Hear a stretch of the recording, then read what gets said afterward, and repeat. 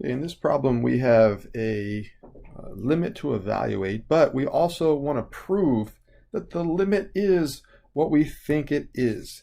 So we want to give a complete proof to show that the limit is indeed, well, in this case, if x is approaching -4, then half of x, half of -4 is -2, minus 1 will be -3. Okay, so we've evaluated the limit. Now we want to just prove that the limit is indeed -3.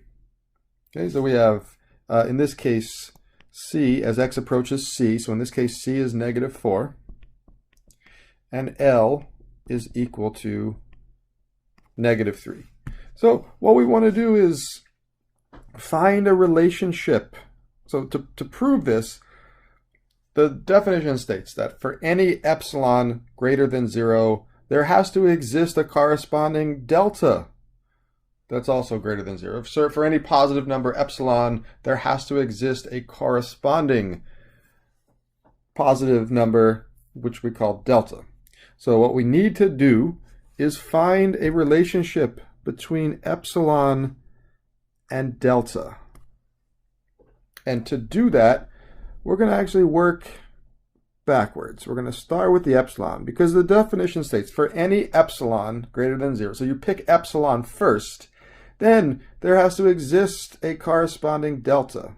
Okay, so we'll start with the consequent of this statement, or we'll start with the f of x minus L.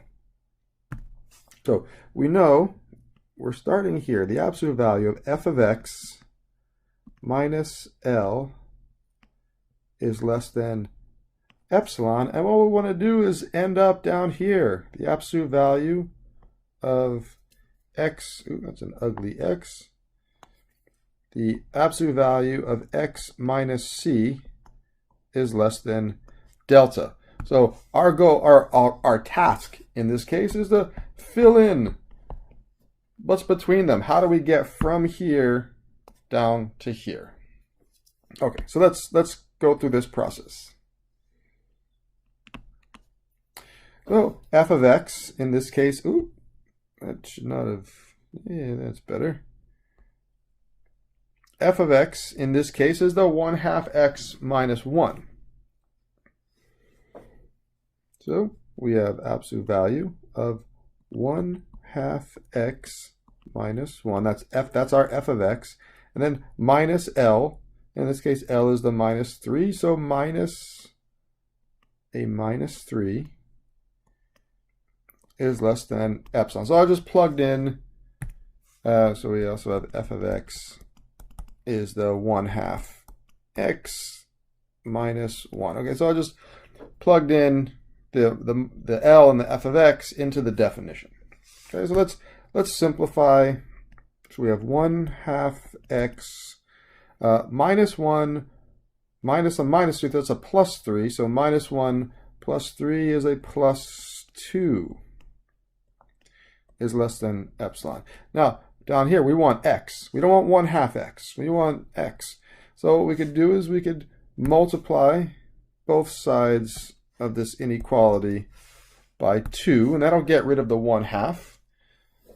So we have the absolute value of x plus 4 is less than 2 epsilon. And what we technically want is x minus c. So instead of x plus 4, we could rewrite that as x minus a -4 is less than 2 epsilon. And now we're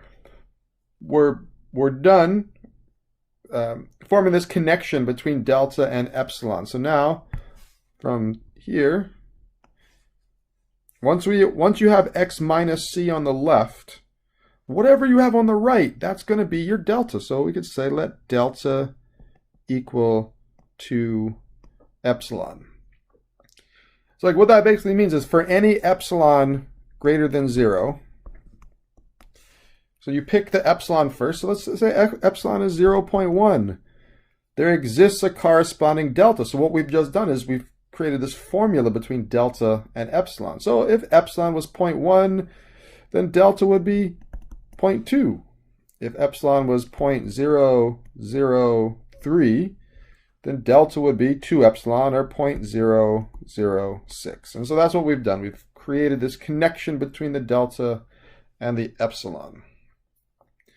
Now, we're not done the proof. In fact, we haven't even started the proof yet. But fear not, we're at about 90% done the problem, because what we've done here on the left, this is our scrap work.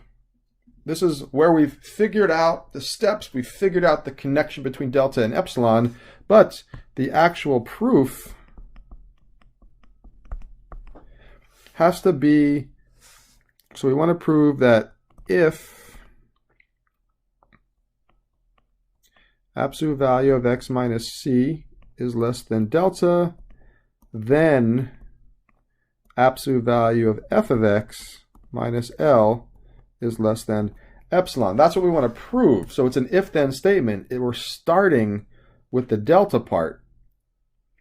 So what we could do is just reverse the steps. We have all the steps in the proof, but what we could do is we could start down here and say step 1. X minus c, absolute value, is less than delta, which we could rewrite as x minus a minus 4 is less than 2 epsilon. So we could say here c equals -4 and delta equals 2 epsilon. That's what we figured out here on the left. Oh, we need an absolute value bar there.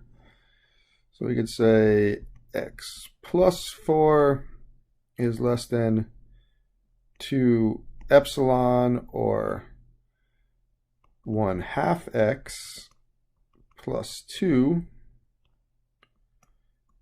is less than epsilon. Notice I'm just copying these steps in reverse order.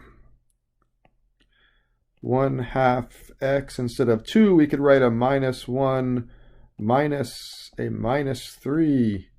Absolute value is less than epsilon, and that is indeed the absolute value of f of x minus L is less than epsilon.